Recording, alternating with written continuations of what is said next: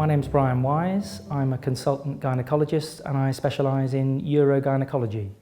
I've been a doctor for over 30 years and a consultant in East Kent for over 20. I deal with women with problems of urinary incontinence and uterovaginal prolapse. Prolapse is a condition where one or sometimes all of the pelvic organs descend and present through the vagina. This can give a combination of symptoms, the commonest of which is when the woman notices a bulge or a dragging in the vagina.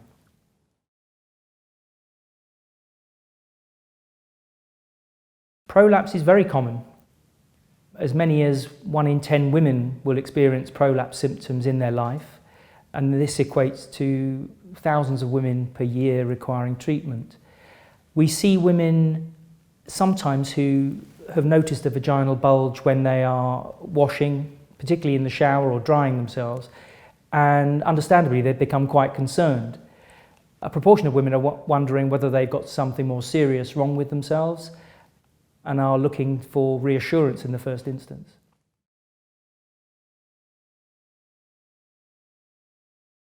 The most common symptom that a lady would notice is the presence of a vaginal bulge.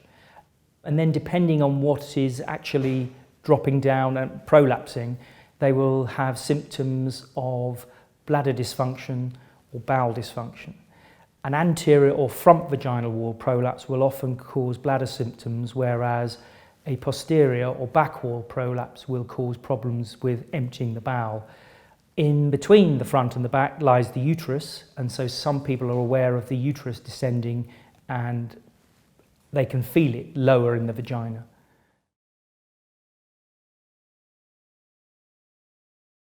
Treatments range from conservative treatments such as pelvic floor exercises, as with urinary incontinence. There are surgical procedures that can be carried out to support and elevate the prolapsed organs. Occasionally, hysterectomy would be required as a part of the treatment. But not all women require surgery, and in fact many can be treated with pelvic floor physiotherapy or with the use of vaginal pessaries. Now, pessaries often come with a bad reputation. Women think that they are only for the realm of the very elderly. In my experience, however, they can be useful for the temporary or in the long-term treatment of prolapse in younger women. They look a little scary at first. The commonest is a ring pessary, but there are other shapes and forms of pessary that we occasionally use. In general, we would start with the simplest form of treatment, i.e. pelvic floor physiotherapy, consider the use of pessaries, and then finally surgery. In this day and age, I think it's very important to be holistic in your outlook and to offer all forms of therapy to women and allow them to think over all the information that you give them and make their own informed choice. So I'm often surprised when a woman in her 40s might choose a pessary rather than an operation, and similarly an elderly lady who's insistent that she wouldn't, and she would ask me to carry out surgery, which wouldn't necessarily have been my first choice. So at the end of the day, I think my role is to assess each patient as an individual, listen to their concerns, make an accurate assessment of the problem, and then offer a range of treatment options for them to make the final decision.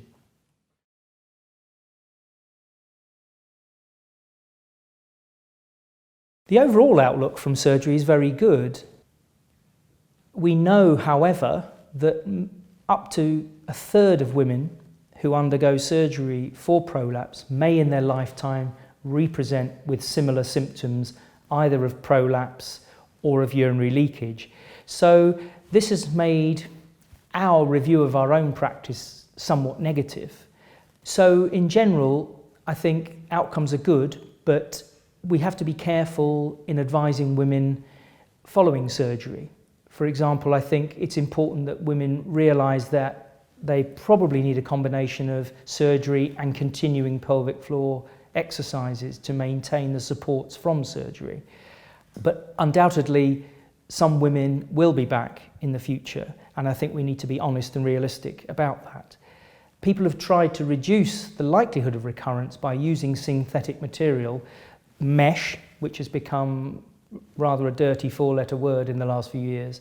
So our current efforts at reducing incidence of recurrent prolapse has backfired. So we are very much back using traditional techniques to treat and support prolapse using dissolvable sutures, and it's certainly not in my practice to use any synthetic mesh materials.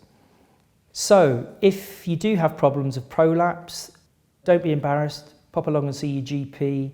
They are skilled at assessing prolapse. They will be able to offer you physiotherapy if that is appropriate for the stage of prolapse and the type of prolapse that you have. Many of the GPs are happy to trial a ring pessary.